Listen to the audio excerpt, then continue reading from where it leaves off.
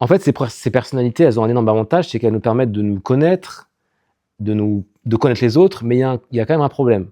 C'est que, vous connaissez le marketing, hein, vous savez que le marketing, ça existe depuis un certain nombre d'années, et que le marketing, finalement, ça sert à quoi? Ça sert à mieux cibler les besoins des gens. Donc, comment je cible les besoins des gens? En apprenant à les connaître. Donc, c'est quoi leurs habitudes? C'est quoi leur profil? Donc, on fait un profil de personne pour un peu avoir une espèce d'idéalisation de la personne. Mais il y a un problème à ça. Il y a un inconvénient dont on n'a pas parlé. C'est que le fait de se dire, de s'autodéterminer comme quelqu'un de leader, de co-leader, de rebelle, etc., en fait, très vite, on peut s'enfermer dedans. Je donne un exemple.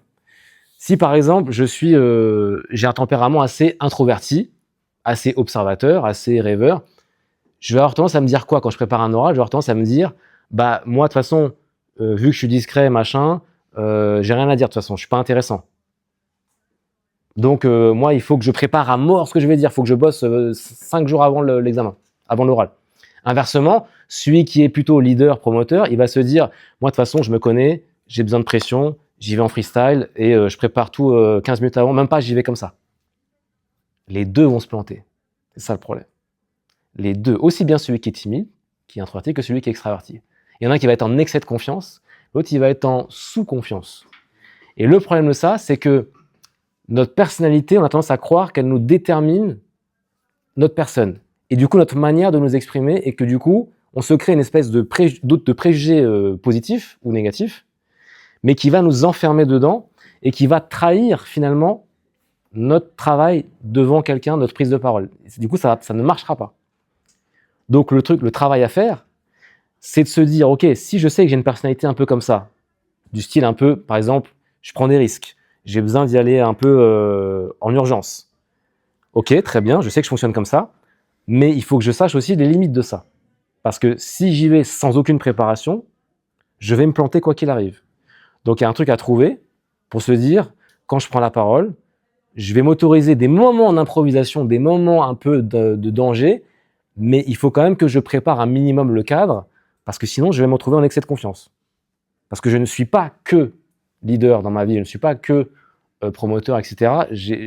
Ma personnalité ne suffit pas pour me résumer. On peut être introverti et avoir une parole qui va être hyper brillante, hyper écoutée, dont on va avoir envie. Vous voyez ce que je veux dire? Donc, il faut se méfier de ces profils, de ces profilages qu'on fait, de ces personnalités, parce que souvent, on va s'enfermer un peu dedans, et après, on va se dire, ok, si je suis comme ça, donc ça veut dire que de toute façon, quoi que je fasse, ça sera comme ça. J'ai ça, mais comment j'utilise cette partie-là de moi comme une force, mais pas comme une autodétermination. Dans mes futurs moments où je vais devoir prendre la parole devant des gens pour m'exprimer. Comme on est dans un monde où il y a beaucoup de données, on est beaucoup dans le chiffre, etc., dans le « ok, lui il est comme ça, lui il est comme ça, lui il est comme ça », parce que c'est facile en fait, c'est une manière de voir le monde, de le simplifier quelque part. Donc on simplifie notre personnalité, parce que ça va plus vite, mais ça peut aussi nous jouer des tours. Donc en fait, que vous soyez extraverti, introverti, ça ne changera rien à votre enjeu, à votre engagement, à votre prise de parole, à votre projet. Ça ne changera rien, en réalité.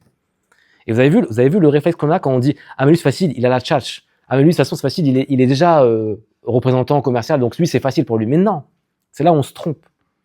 C'est pas parce qu'il a la tchatch qu'il va vendre son truc. Et l'autre, c'est pas parce qu'il parle pas qu'il va pas vendre le truc. Moi, je connais des commerciaux qui sont très introvertis, très réservés, mais c'est des machines de vente. Pourquoi? Parce qu'ils écoutent. Donc en fait, faut vraiment faire attention à ça. Faut pas vous dire, il y a un truc qui est fait pour moi, un truc qui est pas fait pour moi. Tout à l'heure, on l'a un peu fait pour rigoler, de dire ouais, quel job est fait pour quelle personnalité. Mais en vrai, c'est pas forcément vrai. Parce qu'on n'est pas juste ça. Si cette vidéo t'a parlé et que tu es face à une situation dans laquelle tu dois prendre la parole dans les prochains jours, dans les prochaines semaines avec un enjeu important, tu as décroché un entretien pour un super job, tu prépares un concours pour une grande école, tu as une réunion à animer devant une équipe, bref, n'hésite pas à réserver un appel, l'appel est gratuit, je mets le lien sous la vidéo et on verra ensemble comment je peux t'aider pour ton objectif, ton contexte, voilà. Et sur ces belles paroles, je vous dis à très vite. Ciao.